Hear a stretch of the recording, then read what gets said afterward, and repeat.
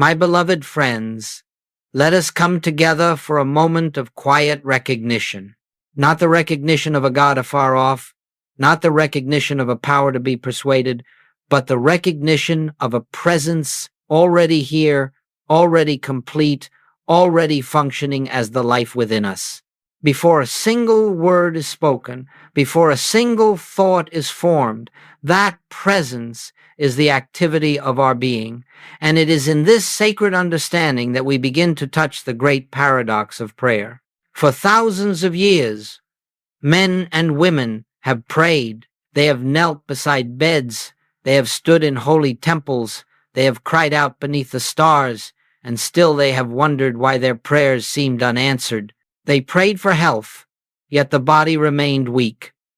They prayed for supply, yet the bills rose and the purse remained thin. They prayed for peace, yet conflict persisted in home and heart alike.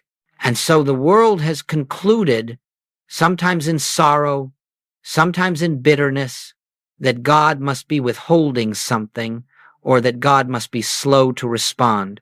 But, my friends, this conclusion arises only because the world has not understood what prayer truly is. Prayer, as it is commonly practiced, begins from a false assumption. It begins with the assumption that there is a God somewhere out there who must be moved, convinced, or awakened to our needs. It assumes that we live at a distance from the divine, that we are separated from the source of health and harmony and abundance, and therefore we must call out across that distance. And because we feel ourselves to be apart, we pray as beggars, and we wonder why our prayers echo back to us without fruit. This is the great paradox. The more fervently we pray from the standpoint of lack, the more we reinforce the very lack we seek to escape. You see, the moment we pray for something, we have already declared that we do not possess it. The moment we pray for healing, we have affirmed the presence of disease. The moment we pray for supply, we have accepted the belief of limitation. And the moment we pray for peace, we have enthroned conflict as a reality. In this way, prayer turns upon us, not because God refuses to answer, but because the very consciousness from which we pray is creating the barrier. Let us understand this deeply. God does not answer the prayer of separation, not because God rejects it, but because God knows nothing of separation. The divine presence does not look upon us from afar, waiting for permission to act. The divine presence is the life of our life. It is the breath within the breath. It is the substance of mind, the activity of being, the fullness and completeness of our true identity. There is nothing for God to give us because God has already given all. There is nothing for God to repair because in spiritual reality nothing has been broken. There is nothing for God to restore because perfection has never been absent. And so, when we come to God pleading for what already exists, we come in blindness.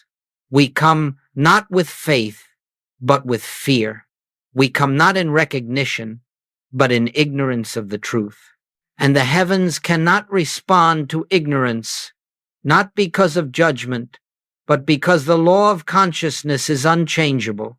We can experience only what we are conscious of. If we are conscious of lack, lack appears. If we are conscious of illness, illness holds our attention. If we are conscious of fear, fear becomes our reality. Therefore, the great paradox is this. The prayer that is most filled with words is often the prayer that carries the least spiritual power. The heart that cries out the loudest is often the one farthest from hearing the still, small voice within. Now, understand me, this is not a condemnation of human longing. Every cry of the heart is genuine. Every tear is sincere. But it is not sincerity alone that reveals God. It is awareness of truth, awareness of oneness, awareness that there is no separation to bridge, no distance to cross, no external God to summon. Prayer, in its true nature, is not an attempt to bring God to us. Prayer is the quiet recognition that God is already here, already whole, already complete, already expressing its perfection as our being. This is the introduction to the great mystery we will explore together. Why prayers spoken in fear are fruitless, and why prayers grounded in recognition are always fulfilled. For the moment we stop praying as one who is lacking and begin resting as one who is complete in God, that moment the infinite begins to reveal itself in visible ways.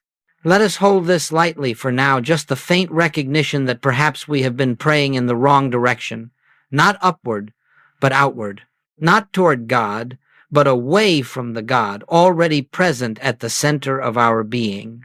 And as we continue this journey, we shall discover that the very thing we have been seeking through prayer is the thing we have never been without.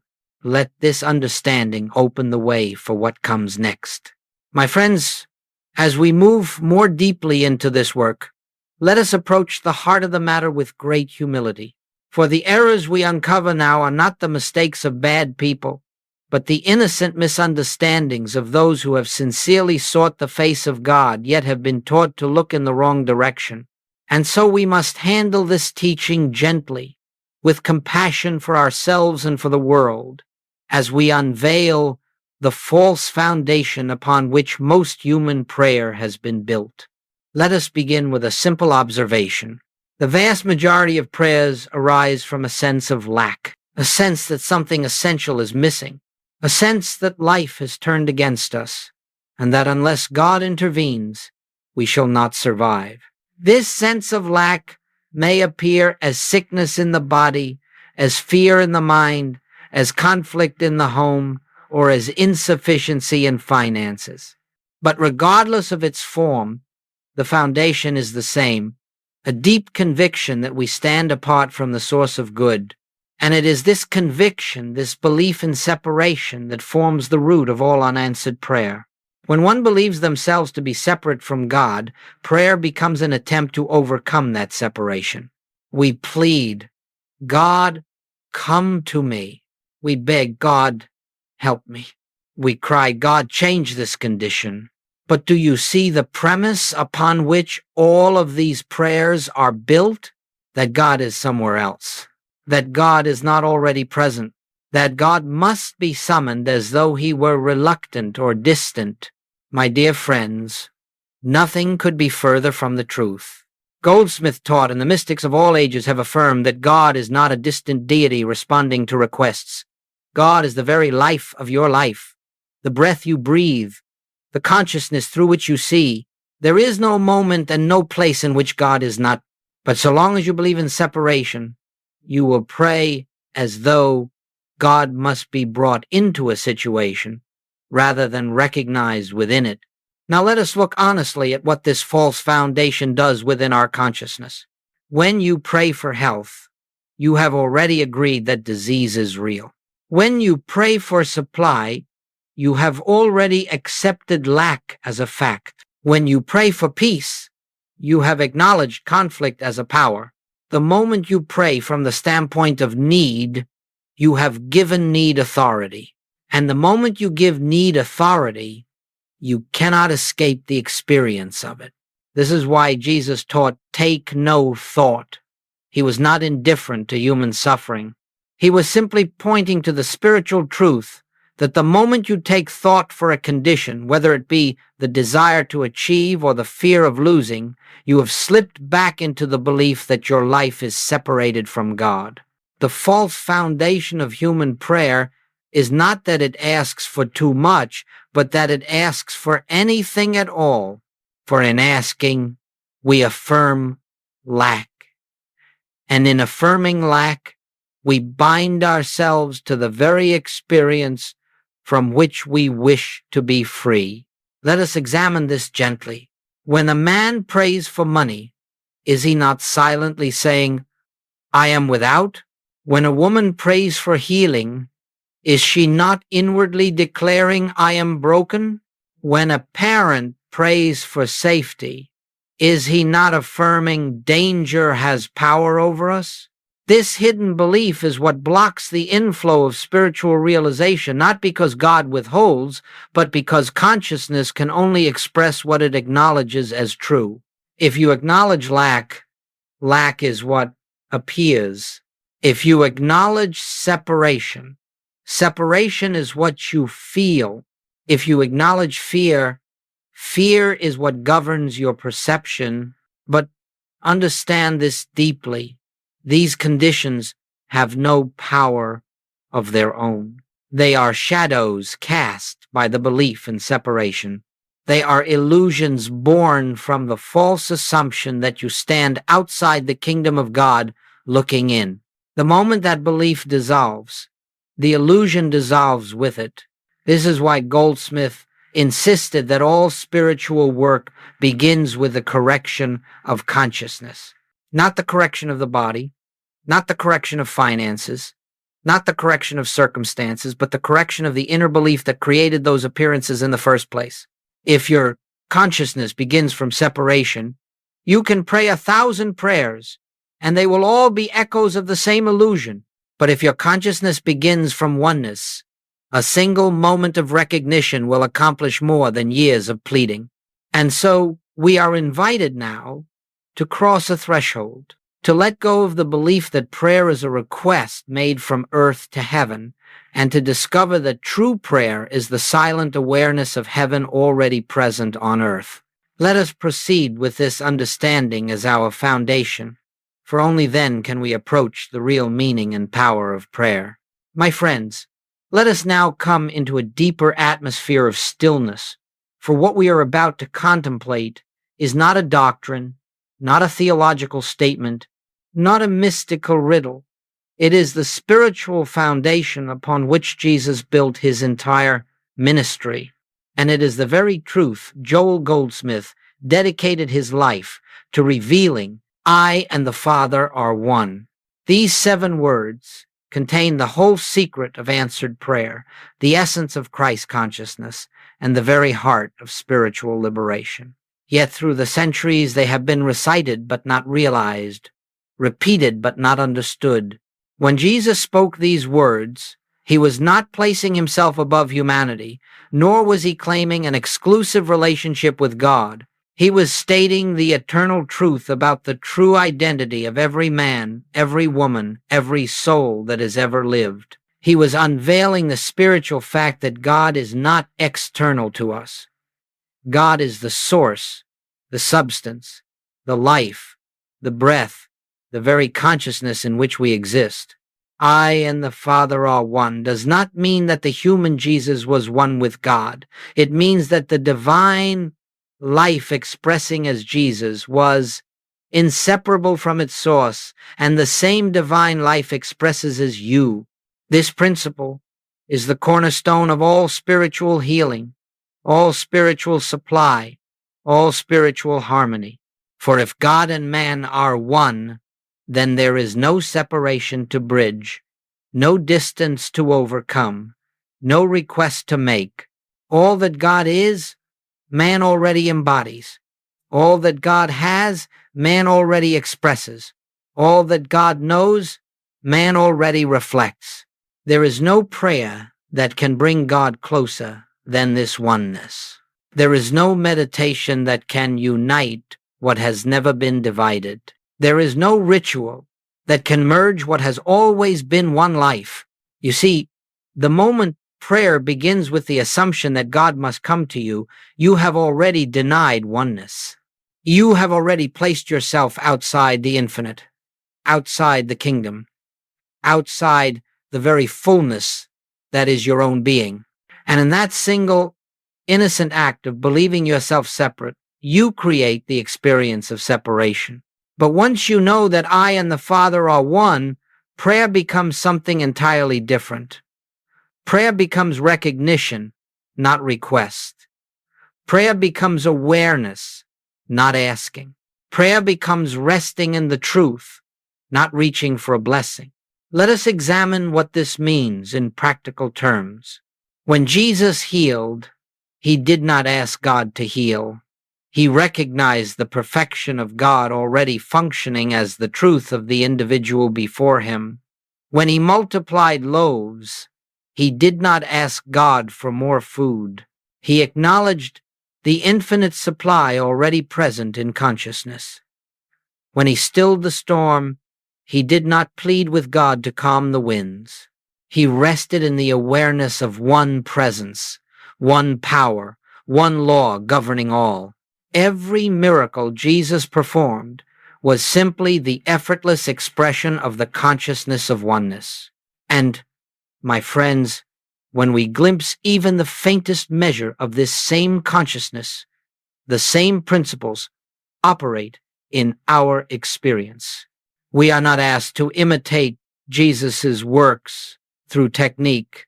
We are invited to share in his consciousness through realization. For when he said, "The works that I do, ye shall do also," he was not speaking to human personality. He was speaking to the divine identity within each of us. I and the Father are one means there is no God separate from your being. There is no life separate from divine life.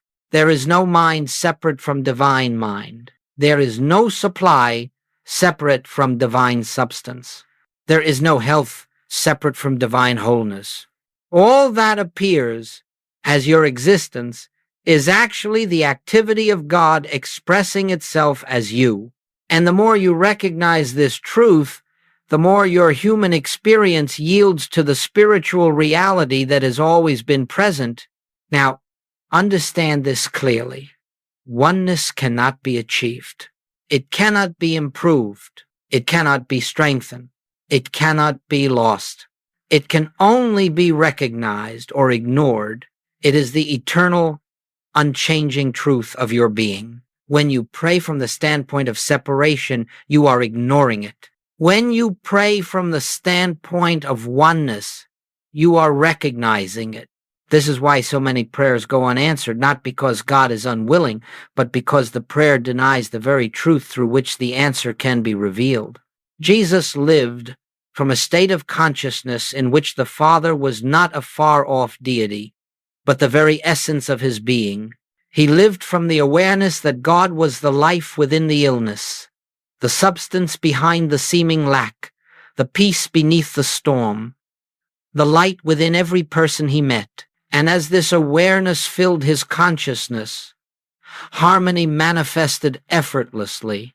This, my friends, is the spiritual principle we must now embrace, not as an inspirational idea, not as a theological belief, but as a living, breathing, moment-by-moment recognition. The presence that breathed through Jesus breathes through you. The life that animated Jesus animates you. The Father that guided Jesus is the selfhood of your own being. As we proceed, we shall see how this realization, this awareness of oneness, becomes the very foundation of effective prayer, and the reason recognition succeeds where petition fails. Let us hold this truth close. Oneness is not something to attain. It is something to awaken to. Everything that follows in this teaching rests upon this one spiritual principle. My beloved friends, now that we have laid the foundation of oneness, let us take a clear and gentle step into the heart of spiritual practice. For many years, perhaps for lifetimes, we have approached God with petitions, earnest, sincere, heartfelt cries for help. And yet there comes a time in our spiritual journey when we must look honestly at the fruit of such prayers. We must ask ourselves, if petition were the true way, why do so few petitions bear the fruit of peace, healing, supply, and harmony? The answer, my friends, is simple. Petition begins with a lie, and recognition begins with truth. When you petition God, You declare, sometimes silently, sometimes in your deepest fear, I lack. You may not speak those words, but you feel them. I need healing. I need money. I need direction. I need protection. And behind these thoughts is an even deeper belief. I am separate from the source that could provide these things. Petition is built upon the assumption that something is missing. But recognition, true prayer, begins from the awareness that nothing is missing in God, and therefore nothing can truly be missing in the life that is one with God. Let us unfold this with clarity. When you pray for healing, you are acknowledging illness as power. When you pray for supply, you are acknowledging lack as reality. When you pray for peace, you affirm conflict as a genuine force. When you pray for safety, you declare danger has authority over your life. Petition is the subtle and sometimes not subtle confession that the appearance is real and that God must somehow come and undo what exists. But, my friends, God is not in the business of undoing illusions. God is not in the business of fighting conditions. God is not even in the business of changing the world. God is the presence of what eternally is, and what eternally is cannot be altered by appearances. Therefore, when you petition, you bind yourself to the appearance, because your consciousness is fixed on it. Whatever you accept as real in consciousness must appear as your experience. This is why petition fails, not because God refuses to answer, but because the prayer itself is anchored in a belief that denies the spiritual truth. Now, let us look at recognition. Recognition is not asking. Recognition is not persuading. Recognition is not wishing or hoping. Recognition is simply the silent awareness that God already is. Recognition says, there is no disease in God, and I and the Father are one. There is no lack in God, and I and the Father are one. There is no conflict in God, and I and the Father are one. There is no danger in God, and I and the Father are one. The moment you recognize the truth, the appearance begins to lose its power, not because God changed it, but because your consciousness ceased giving it authority. Petition attempts to change outer conditions.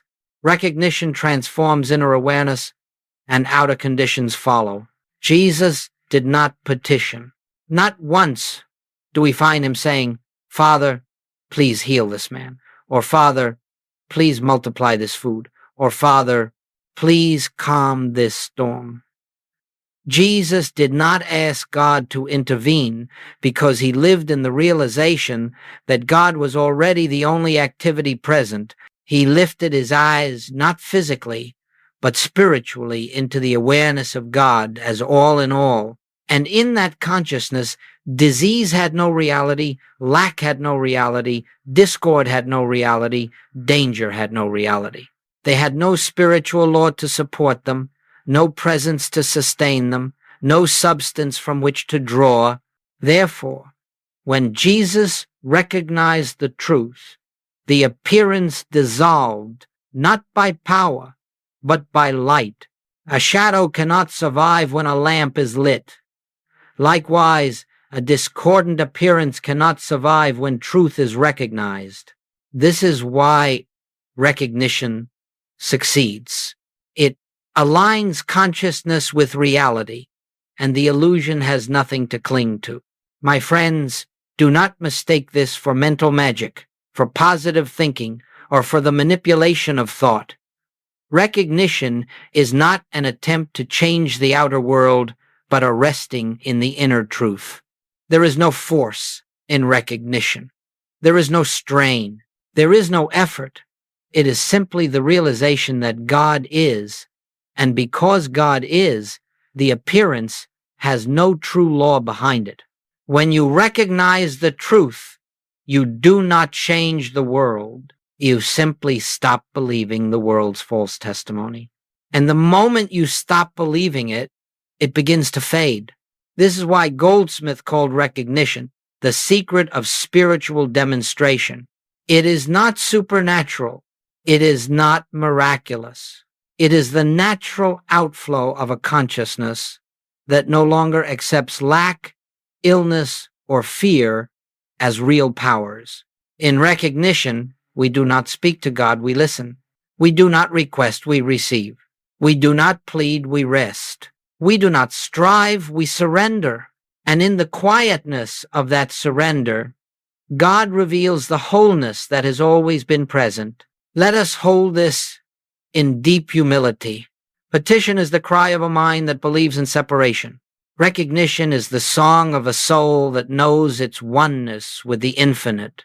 Now, my beloved friends, as we continue into the next part of this teaching, we shall discover how this recognition is entered not through effort, but through silence, not through words, but through awareness, not through seeking, but through resting in the presence that has never left us. My beloved friends, now we come to a sacred threshold, one that cannot be crossed through thought, nor through emotion, nor through the effort of the human mind. We come to the doorway of silence, the only true sanctuary in which prayer is fulfilled. For all that we have discussed thus far leads us inevitably to this one simple truth. God is revealed only in silence, not in words, not in petitions, not in the movement of thought, but in the stillness that lies beneath thought. You see, the mind that prays with many words is the same mind that believes itself separate. The mind that repeats affirmations is often the mind that secretly fears the very opposite.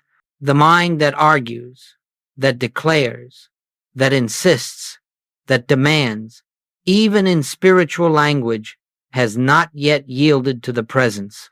And so Joel Goldsmith taught again and again that the highest form of prayer is not speaking to God, but listening for God. Let us understand this deeply. The silence we seek is not the absence of sound. It is the absence of fear. It is the absence of desire. It is the absence of effort. It is the absence of personal will. It is the inner stillness in which we no longer try to get God to do something. For in truth, there is nothing for God to do. God has already done all. Creation is complete. Wholeness is complete. Supply is complete. Life is complete. Love is complete. Peace is complete. And prayer, in its highest form, is the quiet recognition of this completion. When you enter the silence, you enter the state of consciousness where God is not a promise but a presence, not a future hope but a living reality. And it is for this reason that silence is the only place where healing occurs, the only place where supply is revealed, the only place where harmony is restored. Now let me speak plainly. The silence we speak of is not something you create. You cannot force yourself into it. You cannot strain your way into it. You cannot will it into existence. Silence is not produced by the mind. It is revealed when the mind becomes still. Picture, if you will, a pool of water. As long as the surface is agitated, you cannot see clearly. But when the waters settle, what was always there becomes visible. The sky reflects. The trees reflect. The depths become visible. Nothing new has entered the pool. The agitation simply ceased long enough for reality to reveal itself. So it is with the silence. God is not revealed because you reach a certain level of holiness or effort. God is revealed because you stop obscuring what is already present. This is why Jesus would so often withdraw to the mountain or to the garden, not to cry out, not to argue, not to wrestle with conditions, but to return to silence, to return to the awareness of oneness, to rest in the presence that performs all works. And this, my friends, is the invitation given to you. When a problem appears, no matter how urgent, how frightening, how demanding your instinct feels, your first impulse must become stillness. Do not rush to affirmations. Do not rush to inner arguments. Do not rush to mental declarations. Simply stop. Withdraw inward. Be still, not to make something happen, not to use truth as a tool, but to let truth reveal itself. For in the silence, something extraordinary occurs. You begin to feel, not merely understand, but feel that the presence within you is functioning. It is doing the work. It is revealing the answer. It is establishing harmony. It is dissolving the false appearance. It is bringing to light what was already complete. This is why Joel Goldsmith would say, "Stand still long enough and you will witness the activity of God." You do not cause the activity, you allow it. You consent to it by ceasing to resist it. In this silence, something within you relaxes. The anxious desire to fix the condition melts. The fear of the appearance weakens. The belief in separation softens. And as these dissolve, consciousness shifts. And when consciousness shifts, the outer world follows. This is not magic. This is not metaphysics used incorrectly to manipulate form. This is simply the nature of spiritual law. When the mind becomes still, God becomes visible. The silence, then, is not a technique. It is not meditation in the common sense. It is not breathing exercises or concentration. It is the inner resting in the truth that I and the Father are one. God is the life of my life. God is the essence of my being. God is the fulfillment of every need already, eternally, invisibly present. And when you sit in this silence, not for results, but for realization, you enter the state in which answered prayer becomes inevitable. For in silence, you cease to ask. In silence, you cease to desire. In silence, you cease to fear. In silence, you cease to interfere. And when all that ceases, only God remains. That is prayer. That is healing. That is Christ consciousness. And that is the only place where spiritual demonstration begins. As we go forward, we shall see how this silence becomes the very foundation of handling the practical challenges of human experience, those moments of illness, lack, conflict, and fear that so often compel us to seek God. But now we know. We do not seek God to change the outer condition. We enter silence so that truth may reveal the inner reality already here. Let us hold this close to heart before we proceed. My beloved friends, having entered the silence and touched even faintly the awareness that God is the only presence and the only power, we now turn gently toward the practical side of this teaching, not to descend into material belief again, but to see how spiritual awareness touches the everyday experiences of human life. For though we speak of God as infinite, though we rest in the understanding of oneness, we do not deny that on the human level there appear to be problems. Bills arrive. The body suffers pain. Relationships fall into discord. These experiences feel real, heavy, urgent, and the temptation is strong, very strong, to fall back into petition, to call out, "God, fix this." But now we know that God does not fix appearances. God reveals reality. And so, when human need arises, our work is not to change the outer condition, but to change our consciousness about it. We handle the appearance from a higher standpoint, not by force, but by recognition. Let us consider 3 common areas of struggle: finances, health, and relationships, and see how prayer functions in each, not as asking, but as spiritual realization. Financial fear seeing supply as spirit, not matter. When a financial crisis appears, the instinctive reaction is fear. The mind leaps into calculation. Where will the money come from? Who can help me? What if I fail? And without realizing it, you have accepted two lies. First, that supply is material. Second, that supply can be absent. But supply, my friends, is not money. Supply is not employment. Supply is not circumstance. Supply is the infinite activity of God, expressing as your life. When you face a financial need, do not pray for money. Do not pray for doors to open. Do not pray for opportunities. Go inward into the silence and recognize God is the source and substance of all supply, and God is the life of my life. There is no separation between me and infinite abundance. I am not a vessel waiting to be filled.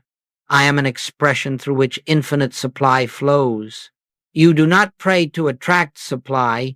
You rest in the truth that supply already exists in consciousness. And as you rest, fear begins to dissolve. Ideas begin to come. Opportunities appear naturally, not forced, not manipulated, because once fear leaves, clarity returns, and the divine activity of your being becomes visible. The bills may still be on the table, but the fear behind them begins to thin, and that thinning is the beginning of demonstration. Physical illness, seeing the spiritual body behind the appearance. Illness may be the most frightening of all human conditions because it threatens the very sense of life itself. And the instinct, again, is to cry out, God, heal me, remove this pain. But this is petition, and petition accepts the illness as a power. Joe Goldsmith taught something far deeper. God does not heal the body because God knows nothing of a sick body. God reveals the spiritual body that has never been touched by discord. When illness appears, the spiritual practice is not to force healing.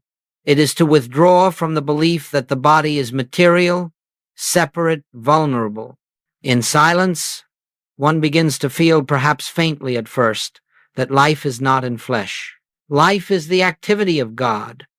The body is the temple of that life, an instrument through which divine harmony expresses. You rest with this truth, not to change the condition, but to recognize the reality behind it. If God is my life, then my life is whole. If God is my being, then my being is perfect. If God is the substance of my body, then my body is spiritual and cannot be harmed. The symptoms may persist for a time, but you no longer give them authority. Your fear begins to relax. Your inner certainty grows, and gradually, sometimes quickly, sometimes slowly, the outer appearance yields to the truth. Healing is not the result of spiritual force, but of spiritual recognition, relationship harmony, seeing the Christ where the human ego appears. Now let us look at relationships, where misunderstanding, resentment, and woundedness often take root. When conflict arises, the human self wants to change the other person. It wants to justify its own position. It wants to be right. But spiritual harmony begins the moment you cease seeing the other as a separate self and begin recognizing the same divine life expressing as them. Not their personality, not their actions, but their true identity. In silence, you pause and acknowledge the Christ is the reality of both of us. Love is the truth of this relationship. There is no other to forgive, no self to defend. There is only God expressing as all. Do not attempt to fix the relationship on the human level first. Do not argue, analyze, or rehearse grievances. Go into silence. Recognize the divine identity behind the appearance. As you do, your tone shifts. Your reactions soften. Your speech becomes calm. Your presence becomes healing.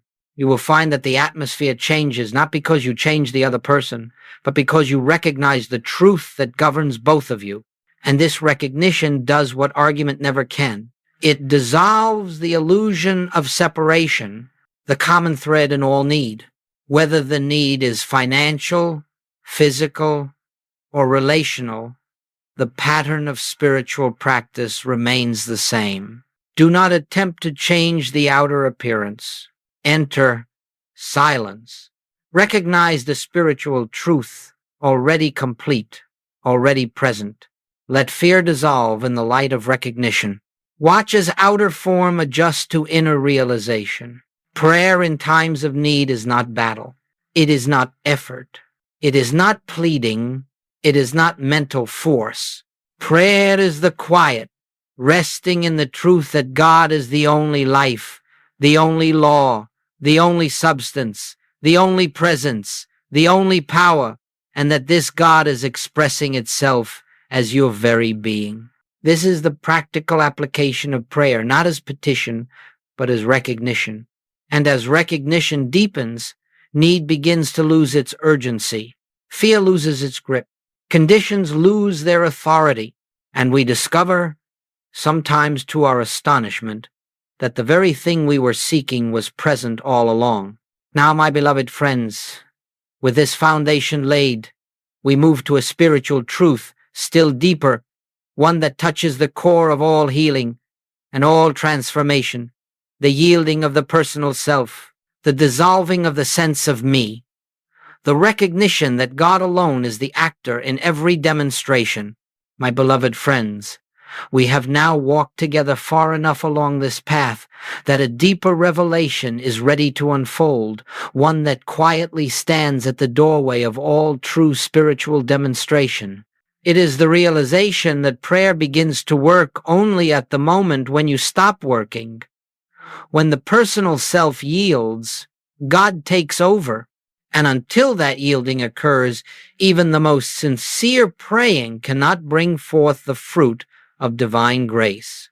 Let us look closely at this, for it may be the subtlest and most important truth we touch in this entire teaching. The great barrier to answered prayer is not God's reluctance. It is not fate. It is not karma. It is not the intensity of your desire. The great barrier is the persistent belief in a personal self that must accomplish something, solve something, fix something, improve something, heal something, manifest something, protect something. As long as this self is engaged in effort, prayer cannot function. For prayer is not the activity of a human mind reaching toward God. It is the activity of God revealing itself within a still mind. And so the moment prayer truly begins is the moment the sense of I ceases to act. This yielding is not dramatic. It is not emotional. It is not accompanied by any outer sign. It is a quiet, almost imperceptible inner shift in which the burden moves away from the personal self and into the hands of the infinite. In this instant, something within you sighs in relief, not because the outer situation has changed, but because the false sense of responsibility has dropped away. You no longer feel that you must bring about healing. You must generate supply. You must restore harmony. You must correct the circumstance. The personal I, the one who fears, strives, and struggles, begins to dissolve. And in that dissolution, grace enters. Goldsmith often said, all demonstration is the activity of God, and God does not share its work with another. So long as you are attempting to do, God cannot. So long as you are attempting to control, God cannot. So long as you are attempting to fix, God cannot. This is not because God is unwilling. It is because the belief in personal responsibility blocks the recognition of divine activity. Let us uncover how this works. When the personal self is active, consciousness is centered on the problem. I must solve this. I must change this. I must get rid of this. I must protect myself. I must improve my condition. This I, my friends, is the very obstruction. It is not the real self. It is the false sense of identity that arises from the belief in separation. And as long as this false sense of self is operating, it obscures the presence that is already functioning. But there comes a moment often in deep silence, often after the exhaustion of all personal effort, when the inner voice whispers, I do not have to do this. God is already doing it. And in that sacred instant, something shifts. You surrender not to defeat, not to resignation, but to reality. You stop striving. You stop resisting. You stop begging. You stop interfering. You yield. And the moment you yield, the presence that has always been within you begins to reveal itself. Not in thunder, not in drama, but in a quiet sense of assurance, a peace that is not of this world, a soft certainty that says it is already done, a confidence without effort, without proof, without outer evidence. This is the moment prayer begins to work, not when you speak, not when you affirm, not when you desire, but when the false sense of me steps aside. Yielding is not weakness. Yielding is the dissolution of the illusion that you live life as a separate entity. Consider the ocean. Each wave believes at first that it exists on its own. It rises proudly, crashes loudly, tries to shape its destiny. But the moment the wave loosens its identity as a separate wave and yields to the ocean, it discovers it was never anything but the ocean in expression. And in that yielding, its power becomes infinite because it is now the power of the whole. So it is with you. When you yield, you do not disappear. The false sense of self disappears. And the real self, the God being, the Christ identity shines forth, handling every detail through divine intelligence.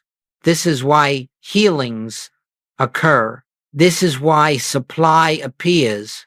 This is why harmony is restored. It is never the human self accomplishing these things. It is always God, recognized and allowed to function without interference. Therefore, the moment prayer begins to work is not the moment you start praying. It is the moment you stop praying as a separate self and enter the silence of surrender. In this surrender, something holy takes place. The personal sense of I dissolves into the universal I am, and the infinite begins to flow without obstruction. As we move now into the next stage of this teaching, we shall see how this realization leads naturally to living from Christ consciousness, not as a fleeting experience, but as a way of life in which prayer is no longer an act, but a state of being. My beloved friends, we have journeyed together through the nature of prayer, through the silence in which God is revealed, and through the yielding of self in which grace takes over. Now we arrive at the true purpose of this entire path, not merely to pray as a practice, but to live from the consciousness in which prayer is no longer an event, but a state of being. For prayer, as Goldsmith taught, is not something we do. Prayer is what we are when we abide in the truth of oneness. Living from Christ consciousness means that every breath, every word, every act, every moment of your day flows from the awareness that God is the only life expressing as you. It does not mean you walk around in religious ecstasy. It does not mean you withdraw from the world. It does not mean you deny the ordinary tasks of human living. It means simply that you no longer live from fear, from lack, from effort, or from the old sense of me struggling to survive. You begin to move through life as transparency, The human sense of self becomes a clear window through which the divine shines. This is Christ consciousness. Let us unfold how this appears in daily life quietly, naturally, without strain. 1. Christ consciousness begins with a shift in identity. Instead of identifying yourself as a human being seeking God, you recognize yourself as the expression through which God is living its own life. You wake in the morning not with the question, "What must I accomplish today?" but with the quiet awareness, God is the activity of today. This recognition dissolves the anxiety of self-preservation. You no longer feel isolated. You no longer feel responsible for the universe. You no longer believe that life depends upon your personal effort. You become an instrument open, receptive, yielded, and through that instrument, divine harmony begins to express too. You stop praying for conditions and start resting in truth. As Christ consciousness grows, you no longer pray for money, health, safety, direction. Why? Because you begin to sense, even before you see it, that supply is already flowing. Health is already present. Wisdom is already active. Love is already completed. You do not pray for these things. You rest in their presence. And this resting is prayer. When something arises that once would have frightened you, a diagnosis, a bill, an argument, you no longer drop into panic or pleading. Instead, something within says, "Wait, let me turn inward. Let me feel the presence. Let me recognize that God is already here." And in this recognition, the fear dissolves before the condition is even changed. This is Christ consciousness in action. 3. Every encounter becomes a holy meeting. When you meet another person, family, stranger, friend, or enemy, you no longer meet their personality. You no longer react to their behavior. You no longer engage their ego. You recognize their true identity. This recognition may be silent, unnoticed by them, but it transforms the atmosphere. I behold the Christ in you. I behold the divine life expressing as you. I see beyond your appearance into your reality. In this consciousness, arguments soften, hostility dissolves, healing takes place without a word spoken, not because you have changed the other person, but because you have refused to accept the illusion of separation. Christ consciousness reveals one self, one life, one being, appearing as many forms for work, family, and daily tasks become expressions of divine activity. Christ consciousness does not lead you away from the world. It transforms how you move within it. Your work becomes an avenue for God's intelligence. Your home becomes an atmosphere of God's peace. Your responsibilities become opportunities for God's love to flow. Your decisions become guided by a wisdom deeper than thought. You find yourself saying the right words at the right time, meeting the right people at the right moment, being led in ways impossible to explain. This is not coincidence. This is the natural outflow of living from the infinite instead of the finite. 5. Fear begins to lose its ability to dominate you, not all at once, not perfectly, but gradually, steadily, quietly. A fear arises, and instead of collapsing into it, you turn inward. You rest in the awareness. There is only God here. Fear may still whisper, but it no longer commands your actions. Its voice fades into the background, and the presence becomes the center. This is freedom not from circumstances, but from the belief that circumstances have power. 6. You live in an atmosphere of inner peace that nothing external can alter. This peace is not produced by outer conditions. It is not dependent on everything going well. It is not fragile. It is the peace that Jesus spoke of. My peace I give unto you, not as the world giveth. This peace does not come and go. It remains. It abides. It sustains. It holds you even when appearances seem dark. And when this peace becomes your resting place, your consciousness becomes fertile ground for spiritual demonstration. 7. Prayer becomes a constant, silent union, no longer reserved for moments of crisis, no longer limited to early morning or late evening, no longer dependent on words or forms. Prayer becomes a background awareness of God's presence, like the silent hum of reality sustaining every breath. You walk through the day in a state of listening. You act from quiet intuition. You speak from inner stillness. You respond from spiritual vision. This is prayer as a way of being, not as an activity.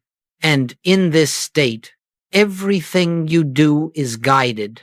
Everything you receive is given. Everything that happens unfolds in harmony with divine order. The fruits of Christ consciousness are inevitable. Your life begins to show forth unforced harmony, unsolicited opportunities, unexplained healings, unpredictable blessings, unshakable peace, not because you have used spiritual principles, but because you have become transparent to God. This is the life Christ consciousness brings, not dramatic, not mystical in the outer sense, but profoundly peaceful, deeply harmonious, and quietly transformative. You are no longer living life. God's life is living you.